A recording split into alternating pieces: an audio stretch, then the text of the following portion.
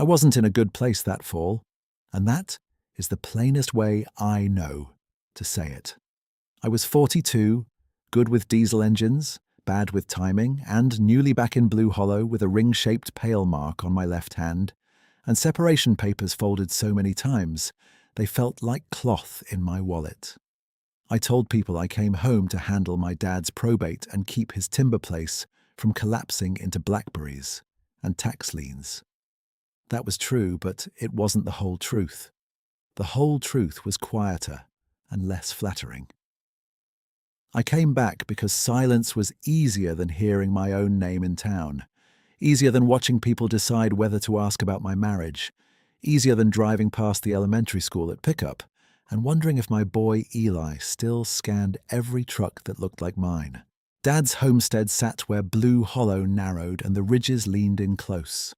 One old cedar-sided house, one machine shed, 2 pastures gone rough, and 40 acres of mixed timber that had once looked like money if you were patient, and now mostly looked like deferred maintenance. The front fence listed so hard a smart calf could step over it. The generator coughed like a smoker. Half the gutters had peeled loose. I understood all of that. Steel, wood, fluid, heat, load. Those were problems that answered to tools and hours. I did not understand the other problems, the ones that followed me room to room after dark and sat down before I did. By the first week of November, my routine was the only thing holding me together.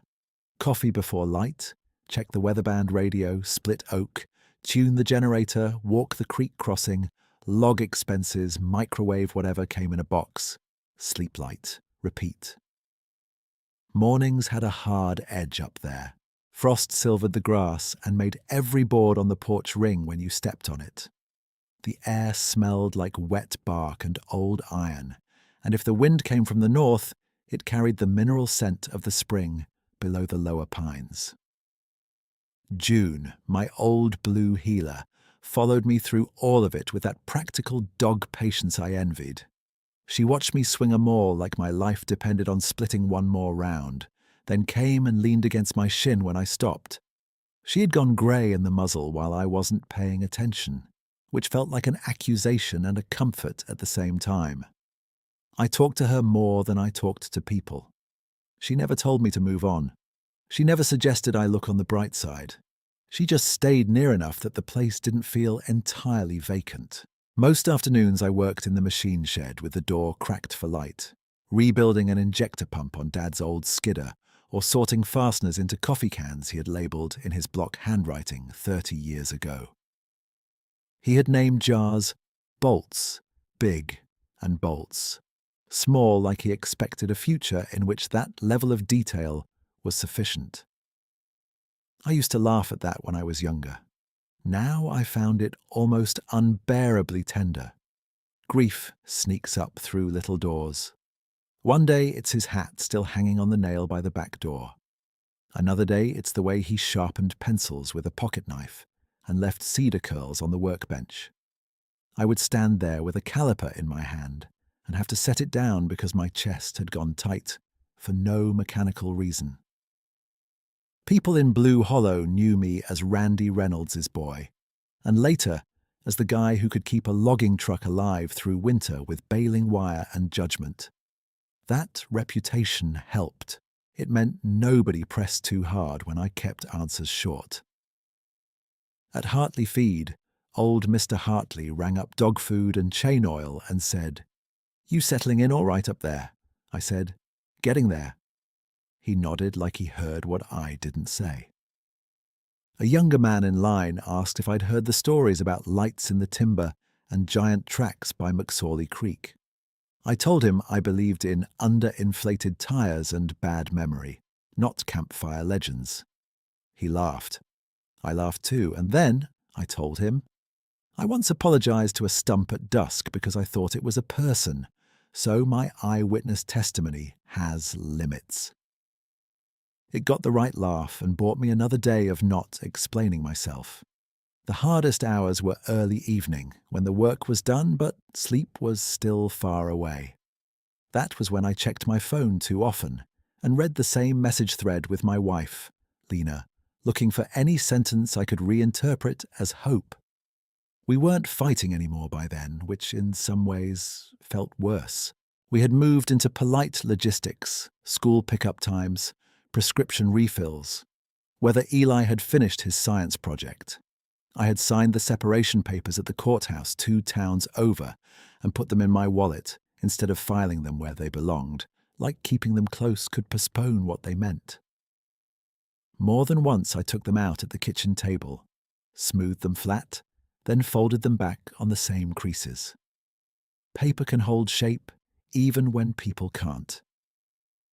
Eli called on Tuesdays and Saturdays at 7 if soccer practice or birthday parties didn't shift the plan. He was 9, all elbows and questions and stubborn kindness, and he had my habit of taking broken things apart just to see if they could be mended. On one Tuesday, he said, "Dad, did you fix Grandpa's tractor yet?" I told him I was working on it. He said, "Don't do the thing where you rush and then get mad." Kids will hand you truth with no warning. I stood at the sink looking at the dark yard and said, "I'm trying not to do that thing." He was quiet for a second, then asked if June still chased leaves like they insulted her. I told him yes, and he laughed, and for 40 seconds I felt like a man who might still be useful to his son. After we hung up, the silence came back heavier. I washed the same coffee mug twice because I forgot I'd already done it, then sat at Dad's kitchen table with my forearms on the wood and let myself name what I'd been dodging. I missed my kid in a way that felt physical, like a pulled muscle in the center of my chest. I did not trust myself. That was the part I didn't tell anybody.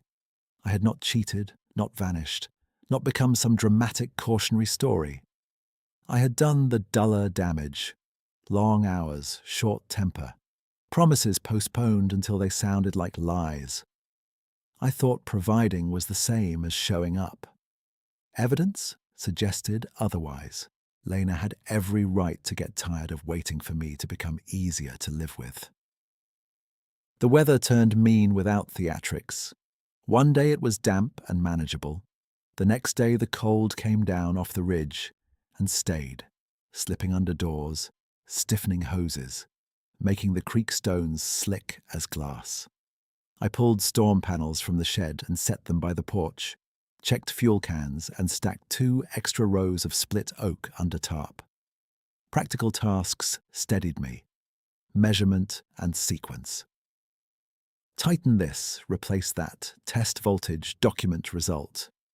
But under that working rhythm was a low panic I couldn't talk away.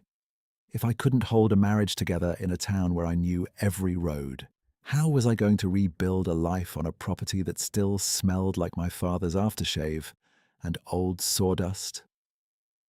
Some nights I lay in the narrow bed in my childhood room, listening to the rafters pop in the cold, and felt like I had come home to fail in private. 3 days before the first snow prediction, Lena called outside our usual time. I stepped onto the porch to take it, June at my heels. Lena said Eli had asked if he could spend part of Christmas break at the homestead, if things are steady up there. She said it gently, and the phrase hit me harder than if she'd shouted, "If things are steady." I looked out at the back fence sagging toward the ditch, at the split pile half covered, at my own boots muddy on the mat. "I want that," I said. "I really do." She was quiet, then said, "He wants it too. I just need to know you can be consistent, Wade." I told her I understood. I did understand. Consistency sounded simple until you measured it in weeks instead of intentions. After that call, I walked the property line until dark. Not fast, just steady, following old blazes Dad had cut into maples decades ago. The timber held that late autumn smell of leaf mold and cold water, and the sky went from pewter to ink behind the ridge. June ranged ahead and circled back, checking me like she was counting heads. At the lower creek crossing, I crouched and felt the current with my hand. Colder than yesterday. Quicker too. I marked a stake on the bank where overflow would reach if we got a hard freeze and sudden melt. That was the kind of note Dad would have made. I talked out loud without meaning to. "One thing at a time," I said. June flicked an ear-like agreement. By the second week of November, the place looked tidier and I felt worse, which didn't seem fair, but probably was. Order outside doesn't guarantee order inside. I had fixed 2 gates, replaced a run of line at the north pasture, and gotten the generator to hold a stable load for 6 straight hours. I had not figured out how to stop replaying old arguments in my head while I brushed my teeth. I had not figured out how to hear my son say, "Don't rush and get mad," without feeling both ashamed and grateful. I had not figured out how to forgive myself without lowering the standard I owed him. That afternoon, with a low grey sky pressing down and the first real snow forecast for overnight, I brought in another armload of oak and set it by the stove. June sat by the door, waiting for our last walk before dark. I stood in the kitchen with my coat half on, wallet heavy in my back pocket, and listened to the house settle around me. The old place creaked, sighed, held. I put my hand on the table where Dad used to sort bills, and where I now sorted my own failures into neat piles, and I made myself a promise small enough to keep. I would call Eli on Saturday at 7 on the dot. I would be there when I said I'd be there. I would keep doing the next practical thing, even if it was only chopping wood and showing up on time, until showing up on time became the man I was again. I pulled my hand off the table, zipped my coat, and opened the back door. June slipped past my knee like she had been waiting on that exact sound. The cold hit straight through denim and canvas, dry and sharp, carrying that creek mineral smell from the low ground and a faint sweetness from split oak stacked under tarp. I clicked my headlamp on even though there was still light left, more out of habit than need, and started down the worn path toward the north fence. Boots on frosted dirt. Dog tags ticking softly when June trotted ahead. Breath lifting white. The whole place felt stripped to essentials, like winter had already filed off everything decorative and left only what could endure. The walk settled my hands, but it didn't settle my mind. I checked a brace post by touch, gave the wire one hard pull, and moved on. That was the rhythm I trusted. Observe, adjust, continue. Out by the old hay ring, I stopped and looked toward the county road I couldn't see from there. Just the line of bare maples that marked where it ran. Eli would never care about the fence angle or the state of the culvert. He would care whether I met him at the door when I said I would, whether I kept my temper when a bolt stripped, whether I listened to the full story instead of finishing his sentences for him. I had spent years confusing competence with care, and the distinction looked obvious only after it cost me. June came back and pressed her shoulder against my shin. I scratched behind her ear and said, "You're right, keep moving." She sneezed, then trotted on like she approved the plan. At the creek crossing, water ran dark between stones glazed with thin ice at the edges. I crouched and set 2 fingers in the current, counting slow, numb by 4. I stood and tested the plank Dad had laid across the narrowest part 20 years ago, still solid under my weight, then scanned the bank for fresh sloughin, where runoff might chew it out if snow came heavy. That was how my father had taught me to read land. Not in big dramatic signs, in small changes that added up if you respected them. I missed him hardest in moments where advice would have come practical and short. Tighten that. Don't trust that. Check it again tomorrow. I caught myself looking toward the ridge as if he might step out of timber with his thermos and his old orange cap and act like none of this distance, death, paperwork, and regret had happened. The ridge gave me wind and nothing else. By the time dusk thinned from grey to that iron-blue colour just before full dark, I had made the lower loop and turned toward the machine shed. The metal roof ticked as temperature dropped. I stepped inside, swung the overhead light on, and stood among familiar clutter. Chain binders, grease guns, a cracked vice handle wrapped in black tape. Coffee cans of bolts Dad had labelled with his stubborn handwriting. The smell in there was old diesel, dry dust, and cold steel. I sat on the tailgate of the flatbed trailer and let the quiet press in for a minute. This was the part of day I usually tried to outrun with tasks. No more tasks now, just me and the inventory in my head. I told myself I had come back for probate. I told myself I was rebuilding a place. I told myself I still had time to become dependable in the ways that matter. Then, a meaner voice, one I recognized too well, asked why it had taken losing almost everything to start learning basic things. I stayed there longer than I meant to, elbows on knees, gloves dangling from 2 fingers. I wasn't crying. It sat lower than tears, heavier and duller, like hauling wet feed sacks one at a time in a barn with no lights.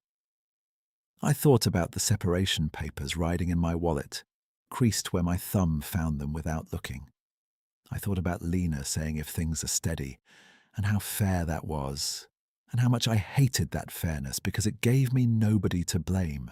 I thought about Eli's voice asking about Grandpa's tractor in that earnest way kids ask about machinery and adults and weather, as if all 3 can be repaired with enough patience. I had patience for engines. For people, I had mostly urgency and fatigue. Standing in the shed, I said out loud to empty air, "I can learn." The words sounded thin, but they were true. A little later, I shut the shed light off and walked back up toward the house with June pacing me close. The first flakes hadn't started yet, but the sky had that loaded look, low and pale, holding weather just above the ridgeline. I split 6 more rounds by headlamp because I wanted the heat in my shoulders, and because chopping wood gave each minute a shape. Swing, strike, stack, repeat. On the 4th round, the maul glanced and buried itself in the block. I laughed once, short and tired. "A world-class mechanic defeated by oak," I said. "Put that on the resume." June watched me with tolerant eyes and sat down, as if she'd seen every version of me and found none of them especially surprising. Inside, I fed the stove, set water to boil, and stood at the sink while tea went dark in the mug. The house creaked in the cold, the way old boats creak at dock, not failing, just reminding you what weather does over time. I ate soup from a can, rinsed the bowl, checked that the storm panels were where I could grab them quick if wind shifted, and finally let myself sit on the porch step with my coat still on. June settled beside me, warm and solid. The timber below the yard rolled away in layered shadow, cedar and fir and bare-limbed maple, all of it familiar enough that I could walk it half asleep. That familiarity had always been comfort. Tonight, it felt like a question. What if I could fix boards and belts and still miss the parts that mattered? What if steadiness wasn't a task list but a way of being I had never practiced long enough to keep? I listened for the ordinary sounds, creek hush, one late jay, branches knocking in the breeze. Then the woods went quiet all at once, not gradually, not night settling in. One breath there were little sounds everywhere, and the next breath there were none. No jay, no branch tick, no wind rub. Even the creek seemed muffled, as if somebody had laid a blanket over the hollow. June stood before I did. Her ears lifted, body alert but not stiff, tail low for 1 second and then easing level. I felt that old primitive jolt in the spine, the one that says pay attention without giving a reason. I clicked the headlamp off and let my eyes adjust. The yard held its shape in thin porch light. Woodpile, rail, gate, stump by the lilac bush Dad planted for my mother 30 years ago. Nothing moved. I listened so hard my jaw ached.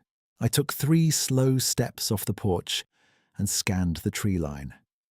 "You see something," I whispered, mostly to June. She didn't bark. That was wrong enough to matter.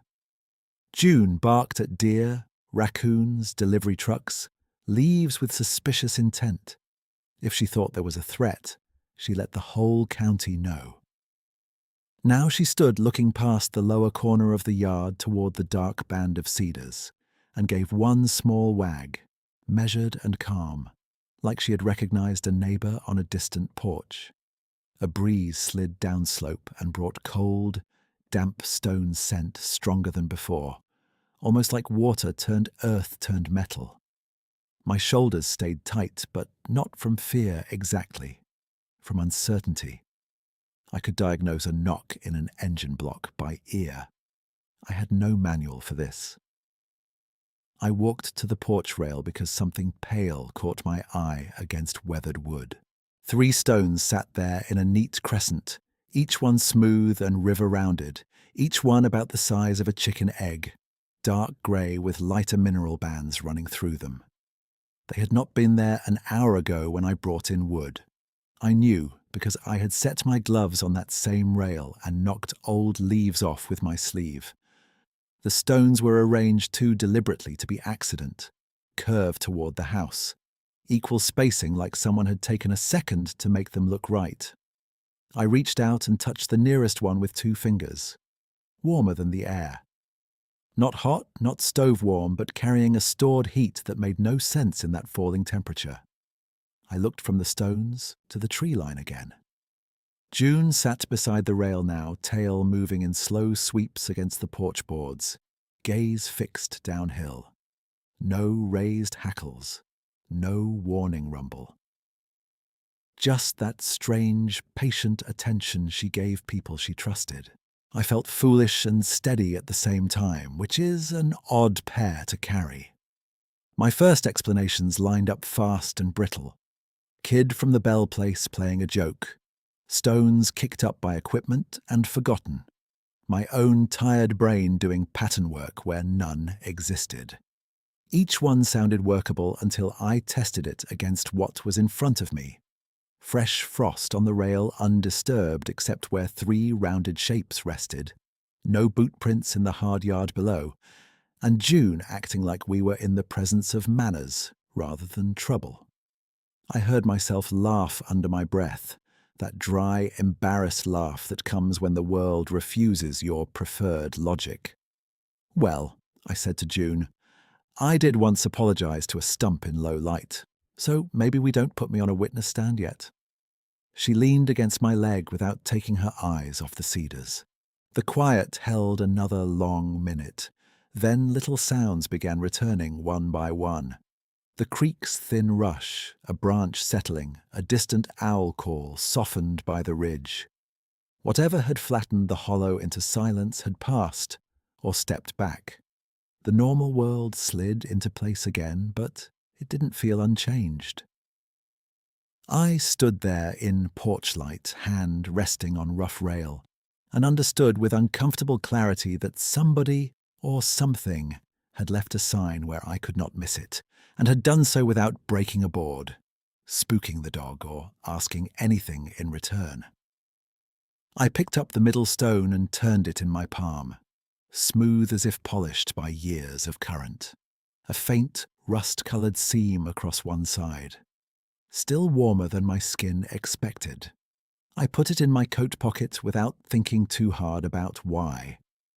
The other 2 I left where they were, crescent open toward the door, like punctuation at the edge of an ordinary evening that had tilted into something I could neither prove nor dismiss.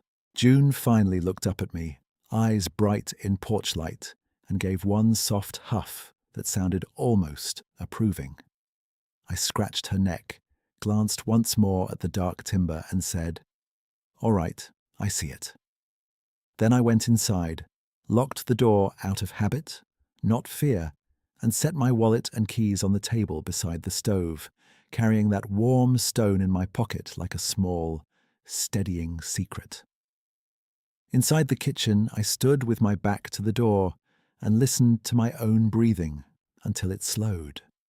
The stove gave off that steady iron warmth, and the window over the sink reflected my face back at me, older than I felt and more tired than I liked admitting.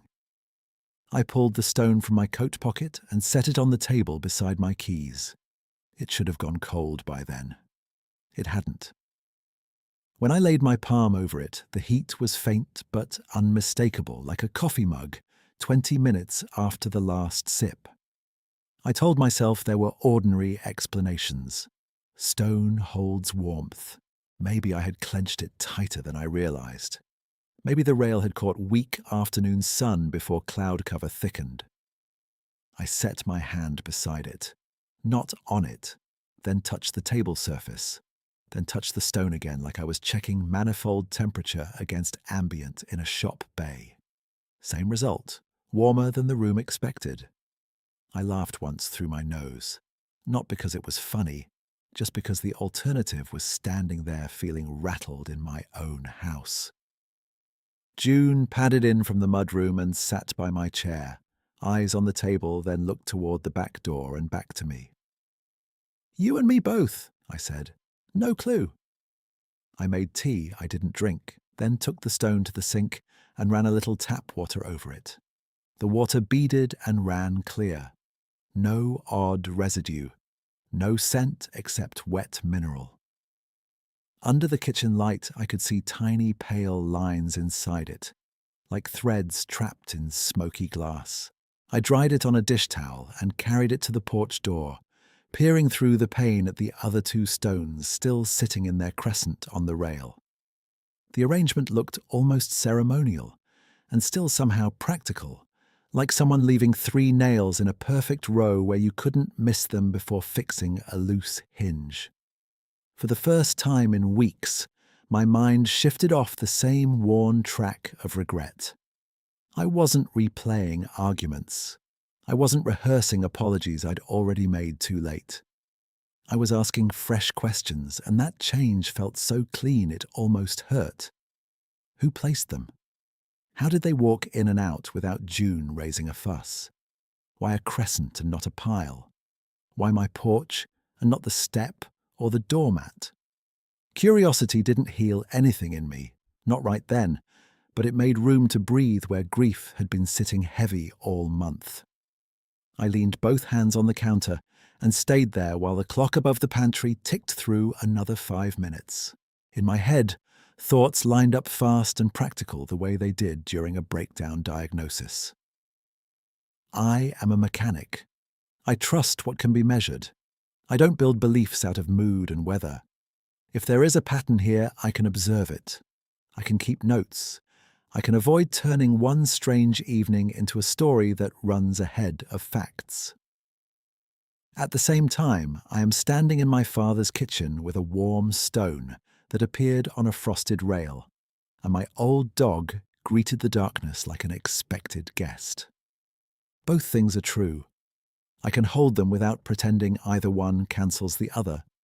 I got a legal pad from the junk drawer, wrote the date and time, and described the stones as plainly as I could.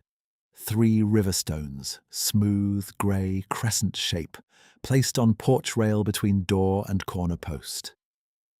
Middle stone removed to inside at 6:42 p.m. Approximate warmth above ambient by touch only. June calm, attentive to lower cedar line, no barking. I underlined touch only because Dad had trained that into me early. Label what you know. Label what you're guessing. Don't mix them. By the time I put the pen down, the uneasy edge had eased into something steadier. I took a flashlight and went back out with June close to my knee. Frost had thickened in the yard. My boots left a crisp, dark print on each step. I checked around the porch posts along the side path and down to the edge where grass gave way to leaf litter. I found nothing clear enough to call a track, just a few shallow compressions near the lower corner where the ground stayed soft and dark, all season. They were broad, but that patch got deer and occasional elk, and I refused to force shape onto muddy ovals in weak light. June walked 5 yards downslope, stopped, and looked back at me like she wanted me to catch up, then kept going to the first cedar and sat. She didn't whine, didn't paw, just sat and waited with her ears forward. I swept the light through the trunks and saw only wet bark, fern, and grey fog threading low between roots. The mineral scent was stronger there, the same note I got near the spring under the lower pines. No movement, no eyeshine, no sound besides my own steps and June's tags ticking once when she turned her head. After another minute, I said, "That's enough for tonight," and she came right back without argument. I slept badly, but differently, less drowning, more alert. I woke before dawn, checked the stove, and found my first thought was not Lena, not the papers in my wallet, not the things I'd broken by being absent in all the ways that count. My first thought was the porch rail. I pulled on boots and went out in cold blue light. The 2 stones were still there, rimmed with frost now, exactly where I had left them. I touched each, cold as the rail. Whatever heat they had carried was gone. By first light, I had fed June, poured coffee into Dad's old thermos, and walked down toward the lower pines with the middle stone in my coat pocket. The world smelled like wet leaves, cedar pitch, and wood smoke from somebody's stove drifting across the hollow. Thin crusted ice snapped at the creek edge when I stepped near it. I moved slow, scanning the ground, not because I expected a miracle, but because attention itself had become the point. On the far side of the crossing, I found a narrow run of game trail I knew well, and crouched where it bent around a mossed log. There, tucked just off the trail on a flat patch of dirt, lay 2 small stones, set side by side with a thumb-width gap, both rounded, both grey with pale mineral seams. I touched one. Cold this time, but clean, recently placed. No leaf stain, no grit embedded underneath. I looked around for kid shoe prints, adult tread marks, any sign of prank or passing hiker. Nothing held shape well in that mix of thaw and refreeze, yet I found no obvious human pattern. June stood beside me and gave one short wag, then nosed the air toward the ravine where the ground dropped and seep water ran warm, even in deep winter. I followed that line and reached the seep by mid-morning. Steam lifted from a fissure where mineral water bubbled through dark rock and fed a shallow run into the creek. Dad had used that spot to thaw stiff hands when we logged in January. He called it the Earth's coffee pot. Around the edge, river stones sat half sunken in mud, some warmed by the flow, some cold where splash didn't reach. I picked one up from the warm edge and compared it to the stone in my pocket. Same size range, similar banding. Not identical, but close enough to tighten the puzzle. If someone wanted to carry warm stones uphill, this is where they could get them. Around noon, clouds thickened and light flattened to pewter. I headed back to the house, logged what I'd seen, and spent an hour tightening the top hinge on the north gate, just to keep my hands occupied. At 7 sharp, I called Eli like I had promised. He answered with cartoon noise in the background and said, "Dad, I made a bridge out of craft sticks and it held 4 soup cans." "That's solid engineering," I said. "Better load rating than some county bridges." He laughed and then asked, "Did it snow yet up there?" "Not yet. Feels close." "You still coming for my game next Saturday?" "I'm coming. I already wrote it on the calendar." He went quiet for a second. "Okay, good." After we hung up, I stood in the kitchen with the phone in my hand and felt that small, clean click inside, the one that happens when you do what you said you'd do. It wasn't dramatic, just right.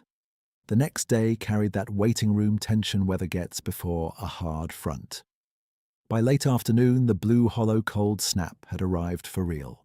Wind came down the ridge with teeth, and puddles went from slush to glass in under an hour.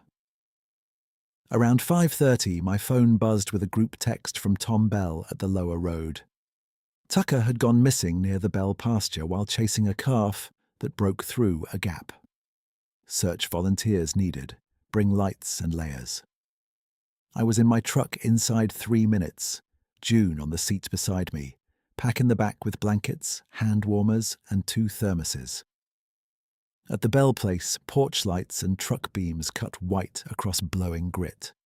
Folks moved quick, but not wild, calling out sectors, checking radios, handing spare gloves across tailgates. Tom looked grey around the mouth. He gripped my forearm hard and said, "He knows these woods, Wade. He runs fast and thinks later. We lost visual 15 minutes, maybe 20. We'll find him," I said, and I meant it like a vow, not comfort. We split into lines by terrain. I took the cedar stand above the shallow ravine because I knew every deer cut and deadfall through there. June worked off-leash but close, nose low, then high, then low again, reading air I couldn't read. My headlamp beam bounced over trunks and fern and old stumps silvered by frost. Voices echoed faint between trees, each name call swallowed fast by wind. "Tucker! Tucker Bell! Call back, buddy." 20 minutes in, the woods around me thinned into that same deep quiet I'd felt on the porch. Not total silence this time, but muffled, pressed down, as if snow had already fallen though it hadn't. June slowed and turned left off the path without hesitation. I followed and found, on a flat stone beside a narrow game trail, another crescent of river rocks.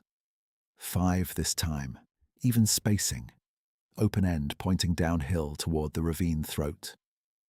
I knelt and touched the nearest one with my glove off. Warm.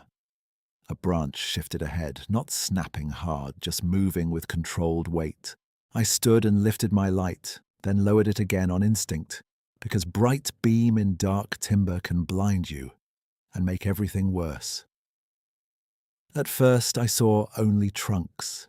Then a shape separated itself from shadow between 2 firs uphill, and to my right, about 40 yards out. It was taller than any man by a wide margin, broad through the shoulders, dark furred, and still enough that if it had not moved one arm with deliberate care, I might have mistaken it for a burned stump. My chest locked for one beat. June did not bark. She stood at my leg with her tail level, ears forward, body easy. The figure shifted 1 step sideways, slow, placing its foot like it was avoiding noise. Not closing in, not looming. Simply keeping line of sight while giving me room. I tasted metal at the back of my tongue the way I do when adrenaline surges. My mind tried to sort possibilities at speed. Bear on hind legs? No, the proportions were wrong and it was too steady. Person in a suit? Out here in this cold, moving like that over broken ground at that size? No. Trick of distance? I blinked hard and the shape stayed exactly where it had been. One huge hand resting lightly against a cedar trunk, as if it understood leverage better than panic. In that long half-minute, I stayed rooted and ran through every reaction I thought I'd have in a moment like this. None of them matched reality. I expected fear.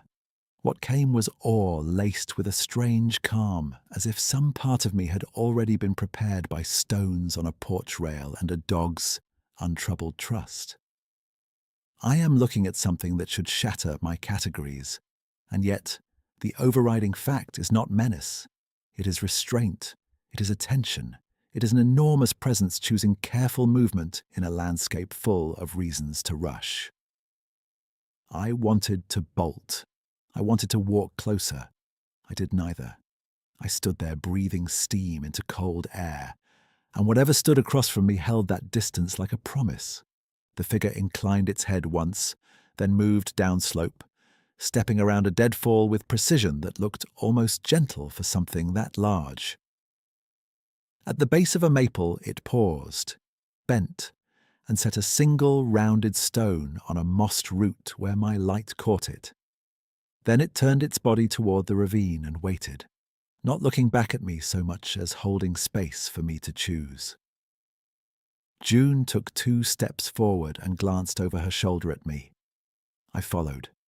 The slope dropped fast through cedar and slick fern, and I had to place each step where roots gave me grip. The figure stayed ahead and to the left, never more than a few seconds out of sight, dark against darker timber, moving in a line that avoided loose rock and deadfall the way an experienced woodsman does when he's trying not to waste motion. June moved between us like she had run this route 100 times, glancing back every few yards to make sure I was still with them. My radio crackled at my shoulder, loud in the hush. "Sector 3, check in." It was Tom Bell, strained and clipped. I thumbed the button without taking my eyes off the slope. "This is Wade, North Cedar Drop. I'm on a possible line toward the ravine throat. Saw fresh markers. Warm stones again." There was a half-second pause. "Warm stones? Yeah, don't worry about that right now. Shift 2 lights to the old logging cut below the seep. I think that's where this goes." Tom breathed out hard into the mic. "Copy. We're moving." The figure heard every word, I'm certain of that, because it slowed and put one broad hand to a trunk while I answered, as if it was giving me time to finish before we kept on. That small courtesy landed harder than the sight of its size. There was nothing frantic in it, no display, no bluff. It behaved like it understood that in a search, coordination matters. 7 or 8 minutes into that descent, my disbelief was still there, but it had changed shape. At first, it had been denial, the old reflex of a practical man trying to push an unworkable fact back into familiar boxes. Now it felt more like surrender to observation. I could keep naming alternatives if I wanted. A bear, a trick of light, a person in heavy gear. Yet each explanation broke against details that refused to bend. The shoulder height at the fir crotch, the long measured stride without sway, the way it paused whenever I slipped, the way June carried zero alarm and full trust. Evidence has a weight to it. Enough weight, and your old framework gives way.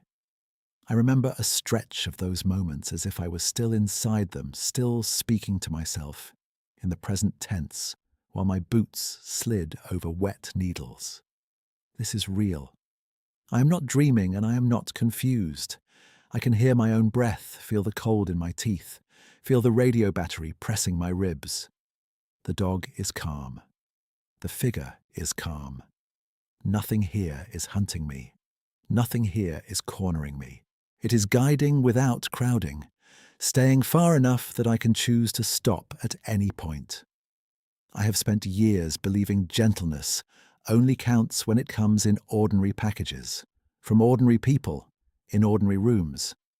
But I am looking at a being I do not understand making room for me in the dark, so we can both get to a child faster. I had no category for that, so I stopped demanding one.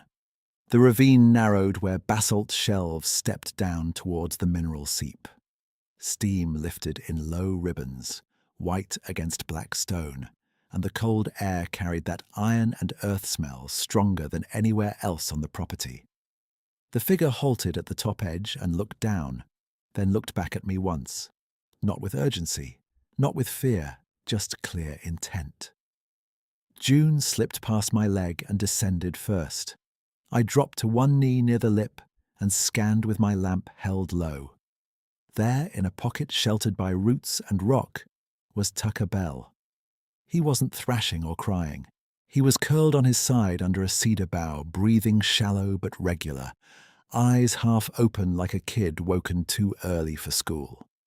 His jacket and jeans were damp at the cuffs from creek mud, and his gloves were gone, but he had been placed out of the wind in the one spot where the ravine wall blocked the worst of the draft.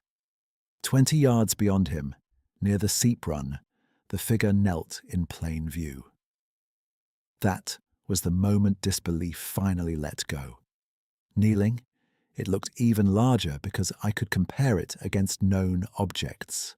A chest-high boulder, an alder trunk as thick as a fence post, the span from seep edge to root shelf. Its fur was dark brown shot with black, matted a little at the forearms from wet steam. The hands were broad enough to cradle 2 stones each, and those hands moved with a precision I had only seen in careful tradesmen and emergency crews. It reached into the warm shallows, lifted fist-sized river stones, turned them once as if gauging heat, and carried them to Tucker.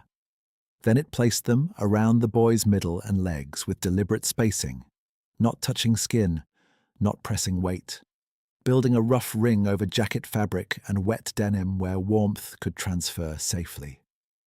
I had watched EMTs work after highway wrecks. I had watched Lena lower Eli's fever with cool cloths and measured patience when he was little. What I saw in that ravine belonged to the same moral world, practical mercy under pressure. I eased down the final ledge and crouched by Tucker. "Hey, buddy," I said softly. "It's Wade Reynolds. You with me?" His eyelids fluttered. "Mr. Wade?" "Yeah, I'm here." He swallowed, lips pale from cold air.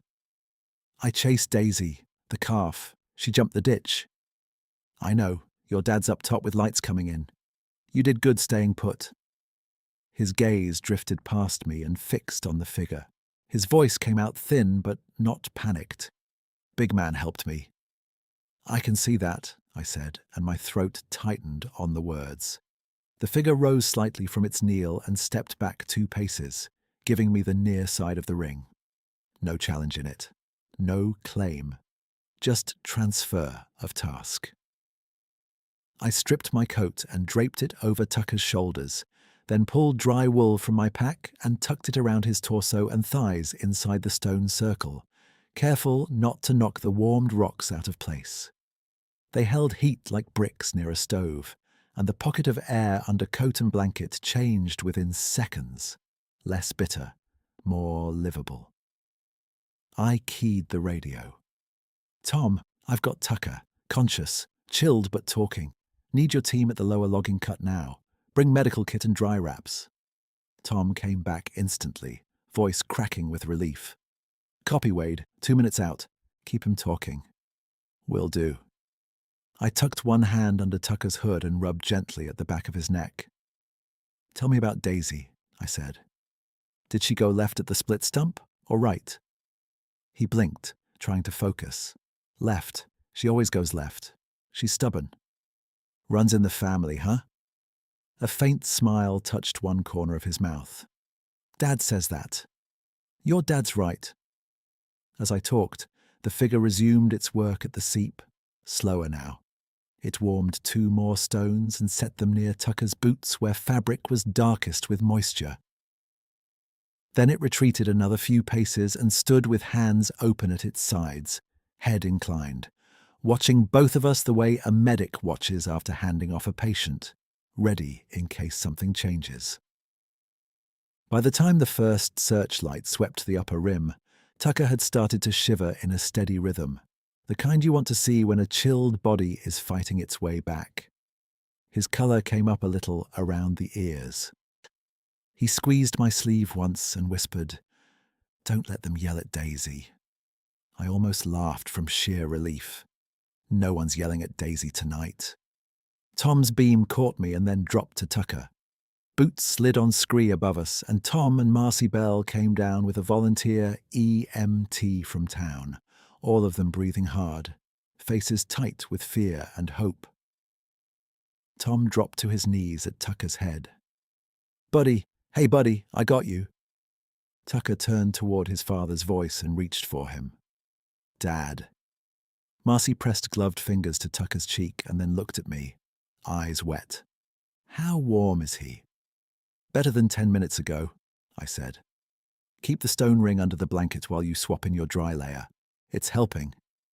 The EMT, Caleb, gave me a quick, skeptical look at the word ring, then felt one of the rocks through wool and blinked.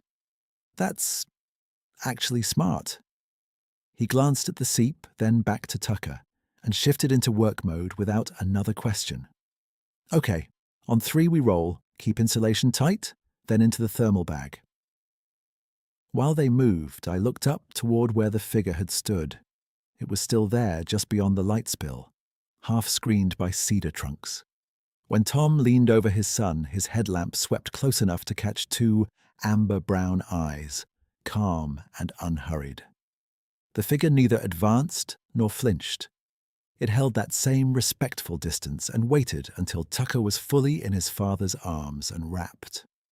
Then it stepped backward once, twice, and faded into timber so smoothly that darkness seemed to close around it by consent. Caleb checked Tucker's pulse and nodded. He's coming around. We move now, slow and steady. Tom looked at me over Tucker's shoulder, voice rough. You found him. I don't know how to thank you. I shook my head and grabbed my coat where it had slid onto wet leaves. Get him to the truck. Thank me later by fixing that fence your calf escaped through.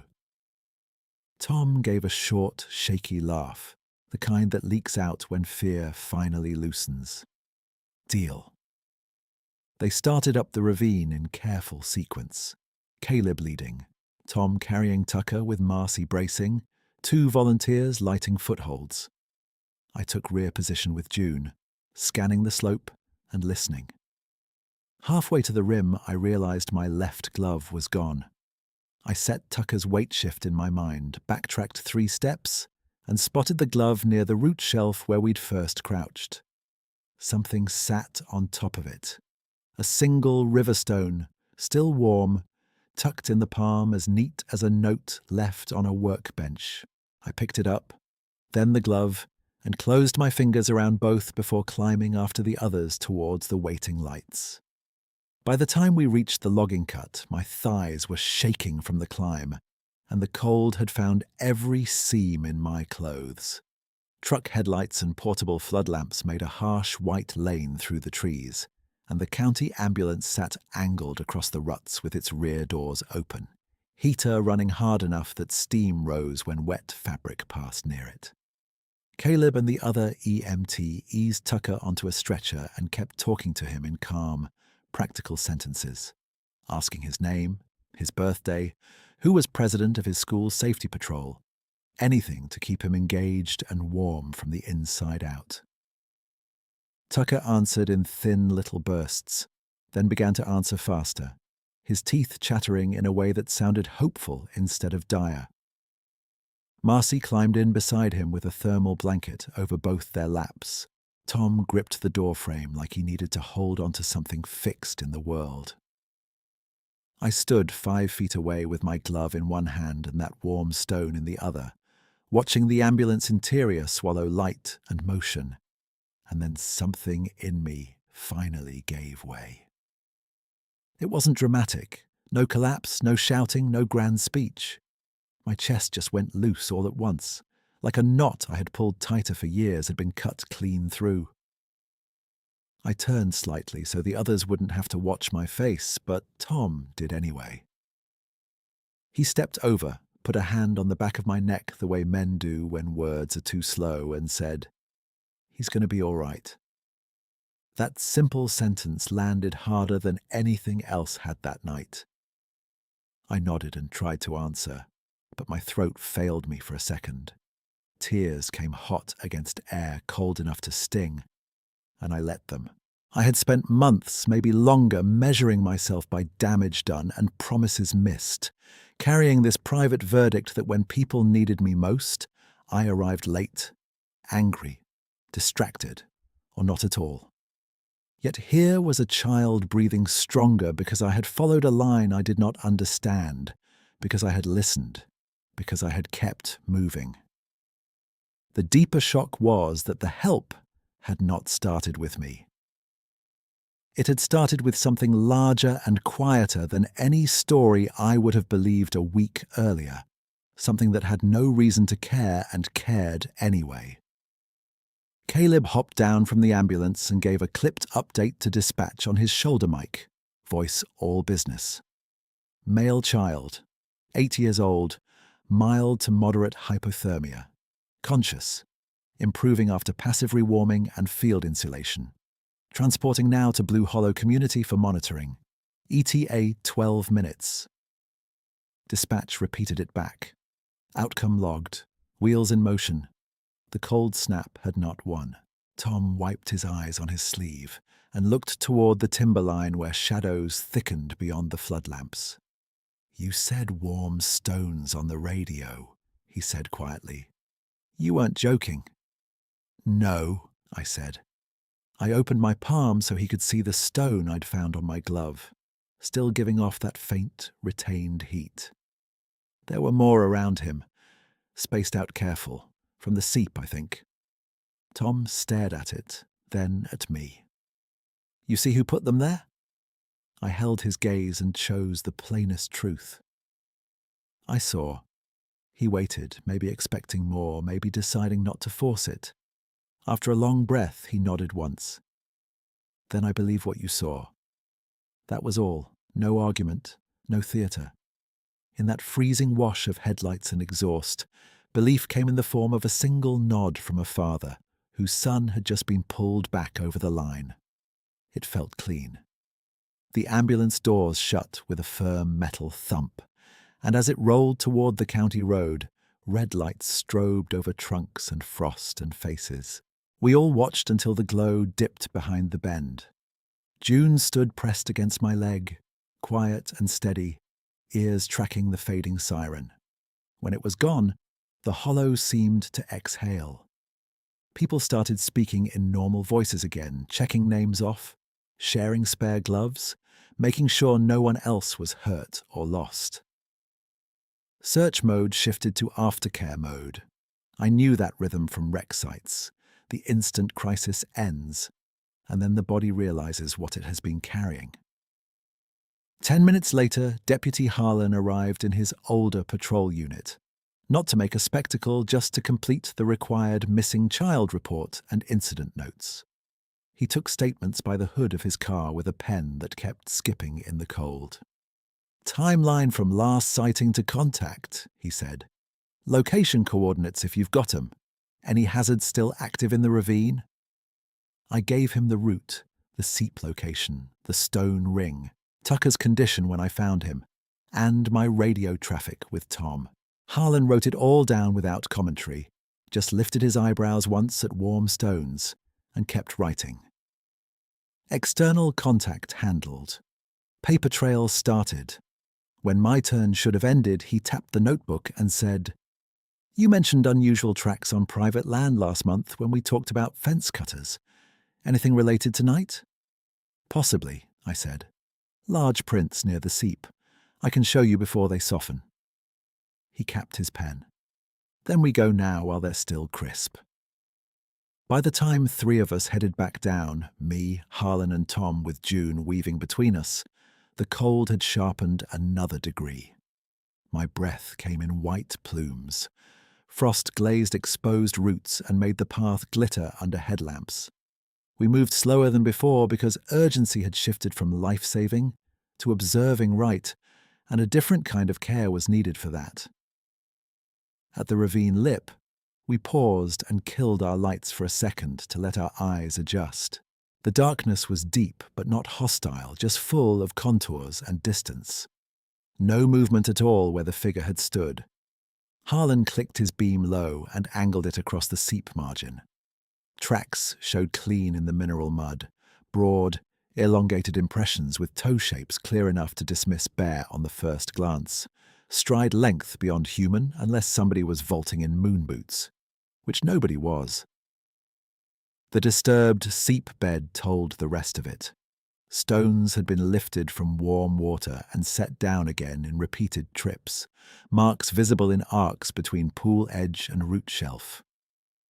Around the place where Tucker had lain, the stone ring remained partly intact, now cooling under thin frost. Evidence, not rumour. Tom crouched and touched one rock through his glove. "Still a little warm," he murmured, sounding half amazed and half grateful. Harlan took photos from multiple angles, included his boot for scale, then mine, then a measuring tape he kept in his trunk.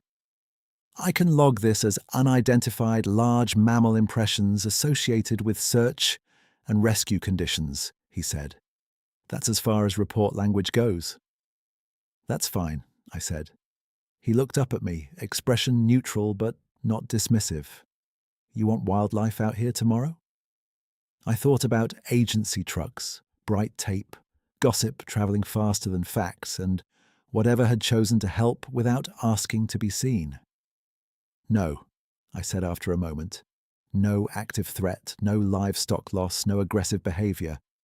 Log it and leave it. Harlan gave a short nod. Your property, your call.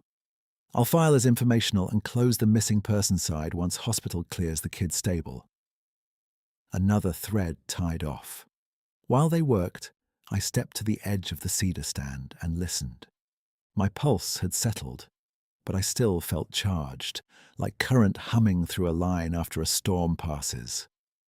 I am standing in freezing dark with a deputy documenting tracks that should not be there, and none of that is the strangest part. The strangest part is the moral clarity of what happened. A child got cold, something recognized the risk, something acted with skill and restraint. Then it stepped away so his own people could finish. I had spent so long expecting harm, bracing for failure, reading every silence as judgment. Tonight, silence had carried help. Tonight, gentleness wore a shape I would have rejected on sight if I had met it in daylight on a postcard. I felt my old cynicism trying to reassemble itself and failing for lack of parts. On the climb out, Tom fell in beside me. We didn't talk for a while. Boots crunched, branches clicked. June checked each of us in turn, as if counting her small herd. Near the top, he said, "When Tucker wakes up all the way, folks will ask what happened." "They can ask," I said. "What do I tell them?" I took a breath and watched it cloud in front of me. Tell them he got cold, then he got found, then he got warm enough to make the ride. Tell them neighbors moved fast and EMTs did their job. That part is true and complete. Tom gave me a sideways look that held more understanding than curiosity. And the rest. The rest is yours and mine and Tucker's, I said. And maybe it stays that way. He nodded once. All right. At the logging cut, volunteers had mostly cleared out. One truck remained with a thermostation and 2 women from church handing out dry socks like it was the most normal ministry in the world. They pressed a cup of coffee into my hand before I could refuse. It tasted burnt and perfect. Harlan finished his final notes on the patrol hood, had me initial the statement summary, and read back the key points. Child located at 1942 near Lower Ravine. Rewarming initiated in field. Transferred to EMS at 1958. Transported conscious and improving. Scene evidence photographed and logged. No immediate public hazard. He tore off my copy and tucked it in a plastic sleeve so it wouldn't soak through. Evidence collected. Report outcome documented. A little after midnight, with the last floodlight loaded and the Bell family gone to the hospital, I drove home slow on the frozen ruts. Heater fighting fog on the windshield. June slept curled on the passenger seat, paws twitching now and then, as if she was still running cedar trails in dreams. The stone rode in my coat pocket, warmth long faded but weight unmistakable. At the house I did what I always did first. Fed the stove, checked window latches, set wet gear to dry. Routine steadied me enough to feel how tired I really was. Then I took the stone out and laid it on Dad's kitchen table beside my wallet and keys. For a long minute I just stood there with both hands on the chair back, looking at those 3 objects lined up in stovelight. The wallet with papers I had treated like a sentence, the keys to a place I was trying to hold together, and a smooth riverstone set on my lost glove by a being that owed me nothing and offered help anyway. Something in that arrangement felt like instruction. Not mystical, not grand. Practical. Show up. Carry warmth where you can. Step back when it's time. I could do that. I could learn that. I slept in my clothes on top of the quilt and woke before dawn to my phone buzzing on the table.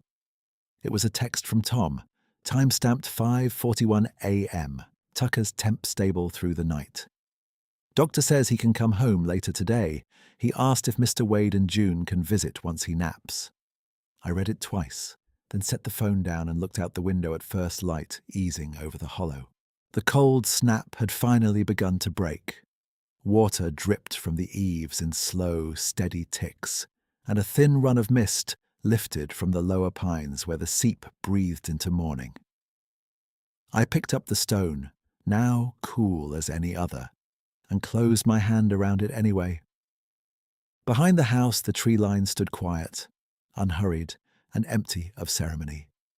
Whatever had come through the night had already gone back to timber, leaving no claim, no demand, only a child alive and a man changed enough to notice it. By 9 that morning, I was back on the county road with June in the passenger seat and a clean flannel shirt pulled over yesterday's sore muscles, heading to the Bell place with a thermos of coffee and a bag of oranges I'd grabbed at Hartley Feed because I didn't know what else you bring a family after a night like that.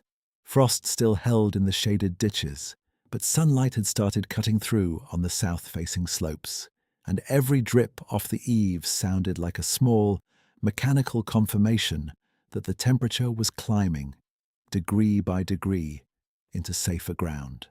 Tom met me on the porch before I could knock. He looked wrecked and steady at the same time, eyes red, jaw unshaven, gratitude sitting on him like a heavy coat he hadn't learned to carry yet. He pulled me into a rough, one-armed hug and said, "He asked for you twice before breakfast. Also asked if June likes peanut butter crackers." June answered that herself by pressing her nose into Tom's coat pocket until he laughed for the first time since the ravine. Inside, the Bell kitchen smelled like toast and Vicks and wood heat. Tucker sat at the table in a sweatshirt 2 sizes too big, wrapped in a quilt, colouring with intense concentration, like children do when they're rebuilding normal from the edges inward. He looked up when I stepped in.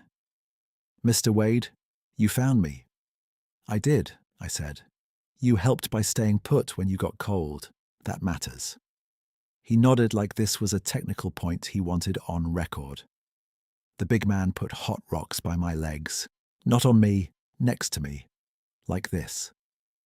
He set down a green crayon and arranged 4 salt shakers around his cereal bowl in careful spacing. He kept making trips. Marcy, standing at the stove, went still for half a second and then kept stirring oatmeal. Tom watched me over Tucker's head, not challenging, not asking me to sanitize it, just waiting to see whether I'd dishonor his son's memory by pretending. I didn't. "That's how I saw it too," I said. Tucker's shoulders eased. "I knew you'd believe me." We talked for 20 minutes about calves and fence gaps and why you never chase anything downhill in wet shoes. And then he asked if he was in trouble. Tom sat beside him and said, "You're not in trouble, you scared us, and we're going to make new rules. That's different." That line was so clean and right, I stored it away for my own use later. Before I left, Marcy handed me a folded pair of little knit gloves. "Found these in Daisy's pen this morning," she said. "Different pair than he wore yesterday, but he says you should keep them in your truck in case some other kid does something dumb in winter." Her mouth trembled at the corner when she smiled. I put the gloves in my coat pocket like they were official equipment. 3 days passed before Deputy Harlan called. I was under Dad's old tractor with a wrench in one hand when my phone buzzed against the creeper board. Harlan said, "Hospital released Tucker same day. No complications. I'm closing the missing child incident as recovered safe, with volunteer response and EMS transfer successful. Your statement is attached as filed." Then he paused and I heard pages shifting. Track photos are logged in the supplemental as unidentified large mammal impressions. No wildlife action initiated per your request and no public hazard. You want a copy of the image set? A primary consideration there was evidence versus appetite. If I took copies into town, the story would stop belonging to the people who lived it and start belonging to whoever yelled loudest. Mail one sealed copy to me for property records, I said. No duplicates. Understood, he said. And Wade? Yeah. He took a breath like he was deciding whether to cross a line. My granddad used to leave warm stones in his boots on freeze mornings so his toes would wake back up before logging. He swore one winter he found those stones set there before dawn when nobody else was on the ridge. He quit talking about it because folks laughed. I'm not laughing. His voice returned to standard deputy plainness. Take care. That was the closest he ever came to telling me what he believed, and it was enough. That evening, I finally accounted for every stone. The two from the porch rail were still where I had left them, cold and beaded with damp. The first one I had pocketed that night sat on the kitchen table. The fourth, the one from my glove in the ravine, waited beside my wallet. I laid all four on Dad's workbench under the swing lamp, turned them in my hands, studied mineral seams like I was checking parts for wear, and admitted what each one represented. The first broke my isolation. The second and third confirmed pattern. The fourth marked a handoff completed. I kept the ravine stone and wrapped the other three in a clean rag. At first light, I carried them to the seep under the lower pines and set them on a flat basalt shelf above the steam line, not as payment and not as proof, just as a respectful return of borrowed tools. I stood there longer than I planned, listening to water pulse from the fissure and spread in thin channels through black sand. I was not cured in a single morning. I was not absolved by one good night in the ravine. I was still a man who signed papers and hurt people by waiting too long to change. But I was also a man who stayed, listened, followed, and carried a child uphill. Both truths fit in the same body. The world was not reduced to what I could diagram. Evidence included kindness I did not manufacture. If that was real, then repair could be real too, not as a speech, as repetition. Show up, hold heat, make room. Repeat until it became character. By the second Saturday after Tucker came home, I was parked outside Lena's duplex 10 minutes early, with June brushed, truck fueled, and a toolbox strapped in, because Eli had texted that Grandpa's tractor needed expert consultation from both divisions. Lena opened the door before I knocked. She looked tired, guarded, and less brittle than she had sounded on the phone weeks earlier. Eli came out with his backpack half-zipped and a notebook under his arm. Lena held the doorframe and said, "You've been on time every call, every visit. He notices?" "I notice too," I said. "I'm done making promises I can't keep." She studied my face like she was checking torque with a calibrated wrench. "What changed up there?" "Evidence suggests some answers are too large for a doorstep." "A kid got lost in a cold snap," I said. "People helped each other fast. I saw what steadiness looks like under pressure. I'm trying to live up to it." She nodded once, not fully convinced and not dismissive, which was honest. "Bring him back Sunday by 6. "We will." At the homestead, Eli ran straight to the machine shed, stopped short at the bench, and pointed. "That's a cool rock." The ravine stone sat where I had placed it, just left of Dad's vise, next to a 9/16 wrench I used daily. Under the lamp it looked ordinary and not ordinary, same as ever. "It is," I said. "Where'd you get it?" "Down by the warm seep. On a night somebody needed help." He accepted that with kid logic, no cross-examination. "Can I hold it while we work?" I handed it to him. He weighed it in his palm, then set it carefully back where it had been before touching a single tool. That tiny gesture nearly undid me. We spent the afternoon changing fuel filters, bleeding lines, and arguing politely about whether socket trays should be sorted by size or by frequency of use. June supervised from a blanket in the sun. At one point, Eli dropped a washer into the gravel and groaned like the world had ended. I felt my old impatience spark and then pass. "No rush," I said. "We'll find it." We got down on our knees together, sifted stones slowly, and found it in less than a minute.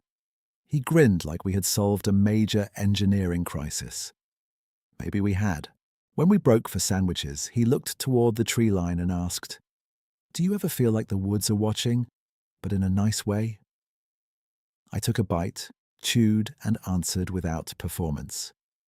"Yeah, sometimes I do." He nodded and went back to his chips, satisfied. At 5:42 Sunday, I turned into Lena's lot with Eli talking non-stop about injector timing and whether Daisy the calf had learned any lessons, and I parked with 18 minutes to spare. Lena opened the door and saw us coming up the walk. Eli launched into his recap before his shoes were off. She looked from him to me, then to the mud on his jeans and the grease on his hands, and something in her shoulders eased. No grand reunion happened on that step. No tidy speech repaired years. She simply said, "Dinner's almost ready. You want to stay and eat?" I said yes. After Eli went to set the table, Lena and I stood by the sink in a quiet that was no longer hostile. "I heard about Tucker Bell," she said. "Marcy called my sister. Kid's doing good. She said you were calm the whole time." I looked at my hands, still lined with old cuts and new grease. "I'm learning." "The prevailing view in this house," she said, and the corner of her mouth lifted, "is that learning counts when it repeats." "I can repeat," I said. Months later, when the probate finally closed and I filed the last stamped document in Dad's desk, I moved the separation papers from my wallet into a labelled folder in the same drawer. Not erased, not carried against my body like a punishment. Placed where records belong. Lena and I did not remarry. We built something else, slower and more durable. Weekly dinners, shared school pickups when schedules broke. Eli's weekends at the homestead becoming ordinary enough that he left boots by my back door without asking. That was the actual miracle I had once called out of reach. I still keep Harlan's report copy in a plastic sleeve, legal pad notes clipped behind it, and the ravine stone on my bench where my hand brushes it between tasks. The photos remain sealed. I never submitted casts, never chased headlines, never turned a child's rescue into a trophy hunt for certainty. Tom never pushed for details beyond what mattered, and Tucker grew into the kind of kid who carries spare gloves in winter and checks fence latches twice.